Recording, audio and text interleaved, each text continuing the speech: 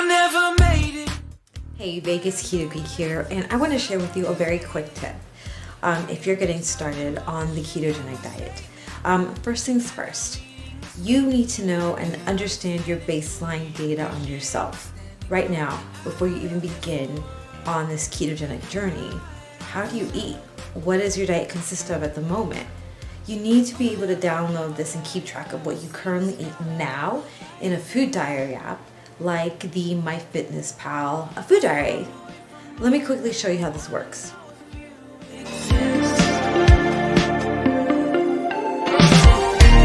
Mission control, do you read me? Send me my coordinates lately. Mission control, am I drifting? Tie me to someone who will love me. Yeah, wait, I think I'll last a bit longer. Find another reason to breathe this air. And now we made for ourselves. This won't be the last time. Oh, never in my life have I seen the sky light up like this. I'm far away from Earth and I wanna know if you exist. Mission control, do you read me? Send me my coordinates lately. Mission control, am I drifting? Tie me to someone who will love me. Yeah, I know it when I make you. I'm not the only one who's alone. So here is the rationale for why you need to first start off with a food diary tracker. We often, when we're starting out, we haven't been paying attention to what kinds of foods you're actually eating, right? We go to the drive-thru to pick up some lunch or go to the grocery store. You just pick something up because you're hungry. You eat an apple, you eat a granola bar. Well, if you're not paying attention to the labels, to the nutritional labels, to the ingredients, you really don't know how much carbs, how much sugar, how much fiber you're actually eating and you're actually getting into your system. So when you plug in your information, you literally will be plugging in everything that you will be eating and drinking. Because remember, some people drink their sugar and carbs. People can drink your calories. Although on keto, I don't believe that you have to count any calories. So what you're gonna end up doing is you are going to be entering your breakfast, your lunch, your dinner. And the cool thing about this particular app, MyFitnessPal, is if you have a product that has a barcode, you can actually scan it and it'll automatically detect that barcode, scan it, and upload the ingredients and all of the macronutrients. At the end of the day, at the very end of the day, you're going to finish and complete your food diary from the app. And then you're gonna go to the macros or the macronutrients. There you're going to see your percentage of your carbs, to sugars, to fiber. You're gonna see all that information and the nutrients.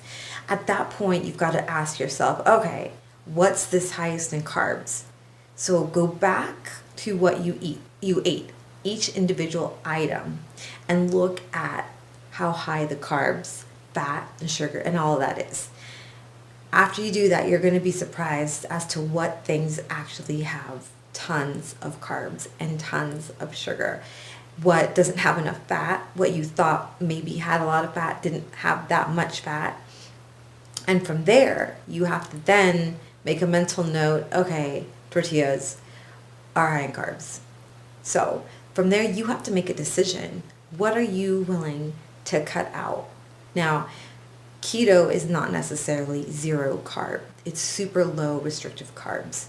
And so at this point, you need to make adjustments. You need to enter everything in your food diary, maybe for the first couple of weeks, because you're going to be able to adjust your numbers. So perhaps today, when you first get started, you're going to see that your bulk of your percentage is carbs and the least amount of fat. Maybe by the end of the week, you've got a goal, and that is to switch it upside down so that the carb percentage is the least amount while fat is the most amount.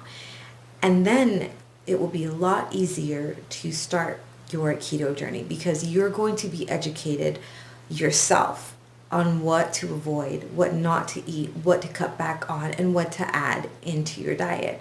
That is the most basic, simple tip that can help you stay on track. Again, that includes everything that you drink. Milk, for example, is high in sugar, but half and half or heavy cream is high in fat, low in carbs. So if you're going to be drinking coffee and you're going to be putting creamer in there, you've got to account for that, because sometimes if you're not aware of the type of creamer you're using, there's a lot of sugar in there, and don't even add sugar. So that is my very simple trick to get you started.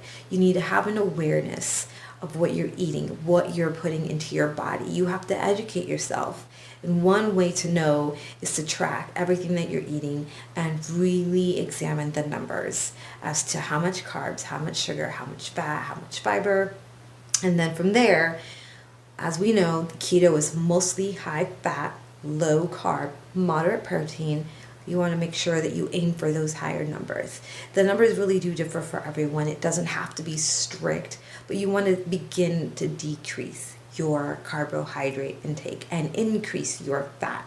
And honestly, if you can try to begin to eliminate sugar from your diet, for me that was easy. For others it may not be that easy, but you need to cut back. When you cut back, add fat. It will be so much easier. So for now, thanks for watching.